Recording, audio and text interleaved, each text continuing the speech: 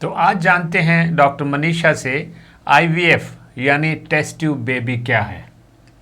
इससे पहले कि मैं बात करूं कि आईवीएफ क्या है और किन को इसकी ज़रूरत है, लेट मी एक्सप्लेन कि नॉर्मल प्रेगनेंसी कैसे होती है। जब भी किसी लेडी को मेंस्ट्रुअल साइकिल आते हैं तो उसके हार्मोन्स नीचे आ जाते हैं, यानी ईस्ट्रोजन एंड प्रोजेस्टेरॉन डाउन होने पर ही मेंसेस आते हैं।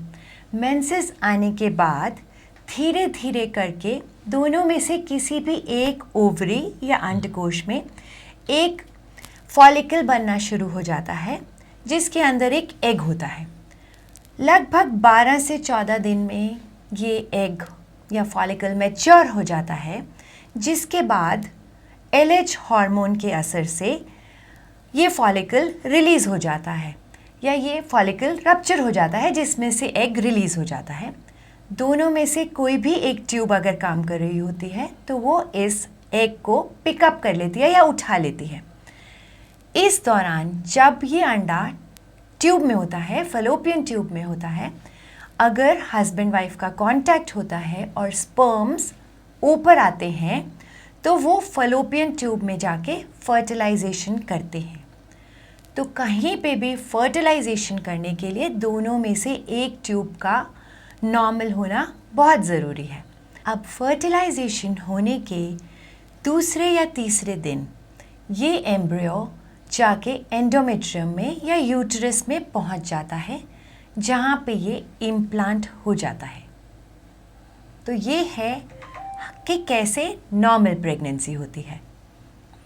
तो इसका मतलब ये हुआ कि सक्सेसफुल प्रेगनेंसी के लिए 4 फैक्टर्स का होना ज़रूरी है: हेल्दी स्पर्म्स, हेल्दी एग और हेल्दी फैलोपियन ट्यूब, और उससे भी ज़्यादा इम्पॉर्टेंट हेल्दी एंडोमेट्रियम, यानी यूट्रस के अंदर जो एंडोमेट्रियम है वो हेल्दी होना चाहिए, जिसके ऊपर एम्ब्रियो जाके इम्प्लांट होता है। बिल्कुल ठीक। अगर इन चारों में से कोई भी एक फैक्टर काम नहीं कर रहा है तो नॉर्मल प्रेगनेंसी नहीं होगी। कभी कभी हम ये भी देखते हैं कि सारी चीज़ें बिल्कुल नॉर्मल हैं लेकिन स्टिल प्रेगनेंसी नहीं हो रही है, जिसको हम बोलते हैं कि अनएक्सप्लेन्ड इनफर्टिलिटी।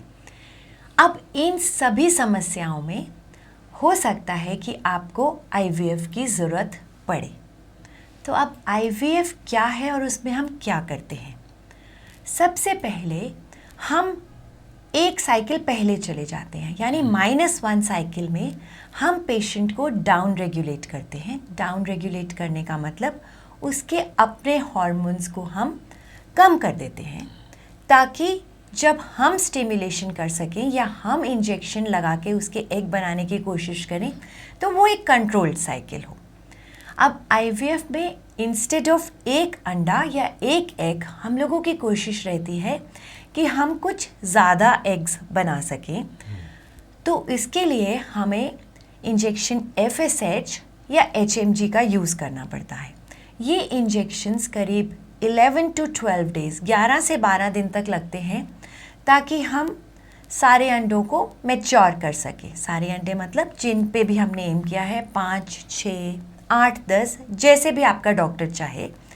तो ये इंजेक्शंस लगने के बाद जब ये एग्स मैच्योर हो जाते हैं, मैच्योर एग्स वही 18 mm यानी 18 मिलीमीटर या उससे बड़े एग्स को हम मैच्योर एग्स या मैच्योर फॉलिकल्स बोलते हैं। इनमें से मैच्योर अंडा आने की ज़्यादा संभावना है। इसके बाद एक इंजेक्शन एचसीजी लगता है।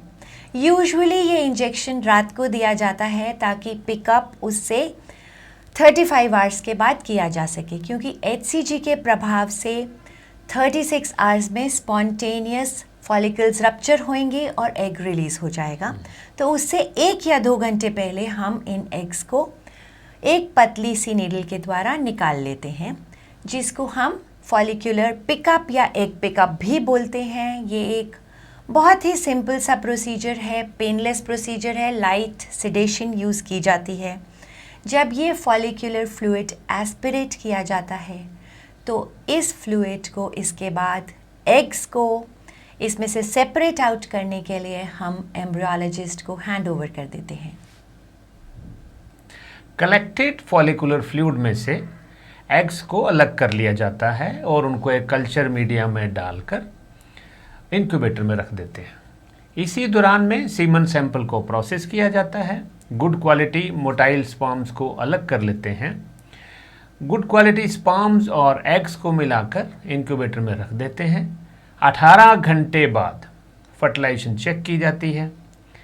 फिर डे 2 और डे 3 पे हम उनकी प्रोग्रेस को चेक करते हैं और अकॉर्डिंगली हम डिसाइड करते हैं कि हमने डे 3 पे एम्ब्रियो ट्रांसफ़र करना है या उनको डे 5 यानी ब्लास्टोसिस्ट कल्चर करना है और डे 5 पे हम ब्लास्टोसिस्ट ट्रांसफ़र करना चाहते हैं, क्योंकि ब्लास्टोसिस्ट ट्रांसफ़र के रिज़ल्ट डे 3 वाले एम्ब्रियो ट्रांसफ़र से थोड़े से ज़्यादा अच्छे हैं। बाकी केस के अकॉर्डिंग हमें देखना है। और दोस्तों, बहुत सारे केसेस में जहाँ स्पर्म क्वालिटी बहुत पुअर रहती है, वहाँ पे हम सिंपल आईवीएफ टेक्निक नहीं यूज़ करते। वहाँ पे हम जितने भी स्पर्म हमें मिलते हैं उनको इकट्ठा करके एक पतली सी नीडल द्वारा एक एक एग में एक एक स्पर्म को इंजेक्ट किया जाता है।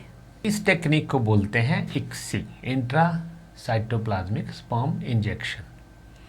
नील काउंट होने की स्थिति में हम एपिडिडमस से डायरेक्ट स्पर्म एस्पिरेट करके ICSI टेक्निक द्वारा एम्ब्रियोज बनाकर यूट्रस में ट्रांसफ़र कर सकते हैं। ये भी एक नील काउंट वाले लोगों के लिए एक वरदान है। तो दोस्तों, अगर ट्यूब्स ब्लॉक हैं या प्रेगनेंसी होने में प्रॉब्लम आ रही है तो आप आईवीएफ का या ICSI टेक्निक का इस्तेमाल कर सकते हैं। दोस्तों, अगर कंप्लीट फर्टिलिटी पैकेज की बात करूं तो इसमें लैप्रोस्कोपी और एंडोस्कोपी का बहुत रोल है।